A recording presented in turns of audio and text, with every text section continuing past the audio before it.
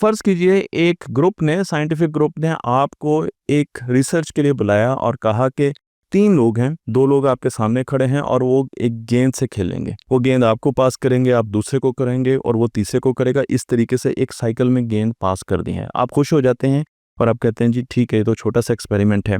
और फिर इसी तरीके से गेम शुरू होता है। तो पहला बंदा आपको पास करता है, आप दूसरे बंदे हैं, फिर आप तीसरे को पास करते हैं, वो पहले को करता है और इस तरीके से साइकिल चलता रहता है।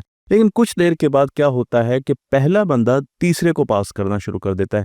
वो आपस में खेलना शुरू कर देते हैं और आप थोड़े से परेशान होते हैं और फिर वो टोटली आपको लाताल्लुक़ कर देते हैं। क्या आपको पता है उस वक़्त आपके दिमाग में क्या हो रहा होता है?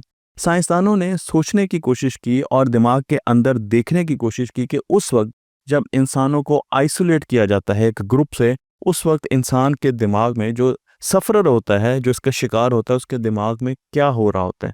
तो जब उन्होंने मुख्तलिफ़ किस्म के इलेक्ट्रोड्स दिमाग पर लगाकर देखा, तो उन्हें पता चला कि जब इंसान को सोशल आइसोलेशन का सामना करना पड़ता है, उस वक़्त उसके दिमाग के कुछ हिस्से एक्टिवेट हो जाते हैं। ख़ैर ये तो आम सी बात है, दिमाग का कोई हिस्सा तो एक्टिवेट होगा। हैरानी की बात उस वक़्त सामने आई जब फिज़िकल पेन में भी वही हिस्से एक्टिवेट होते हैं। यानी भागते-भागते अगर आप नीचे गिरे और चोट लगी तो उस वक़्त भी दिमाग का वही हिस्सा एक्टिवेट होता है। अगर किसी ने मुक्का मार दिया तो उस वक़्त भी दिमाग का वही हिस्सा एक्टिवेट होता है। इसका मतलब ये है कि social pain is equal to physical pen.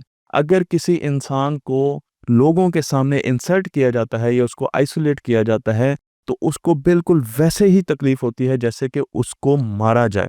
लेकिन छोटे बच्चे जब उन्हें आइसोलेट किया जाता है तो वो आकर बता नहीं सकते। उन्हें पेन हो रही होती है जिसकी वज़ह से वो रो रहे होते हैं, वो घर आते हैं और बगैर किसी वजह के रोना शुरू कर देते हैं और हम समझते हैं कि इसको कोई मसला नहीं है और ये हमें, क्योंकि उसके बताने वाले सर्किट अभी डेवलप नहीं हुए।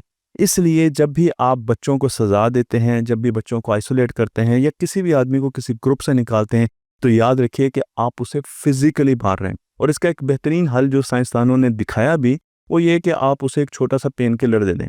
अगर एक बंदा स्ट्रेस में है, आइसोलेशन, सोशल आइसोलेशन की वजह से, उसे अगर एक पेन किलर दे दी जाए, मैं यहाँ पर नाम नहीं लूँगा लेकिन आपने पेन किलर्स खाना शुरू नहीं कर देनी, तो वो ठीक हो जाएगा। और इसलिए हमें ये ख़्याल रखना चाहिए कि हमें लोगों को आइसोलेशन की तरफ लेकर नहीं जाना चाहिए और पब्लिक इंसल्ट का मतलब है कि आप उसे फिज़िकली मार रहे हैं। दिमाग यही समझता है।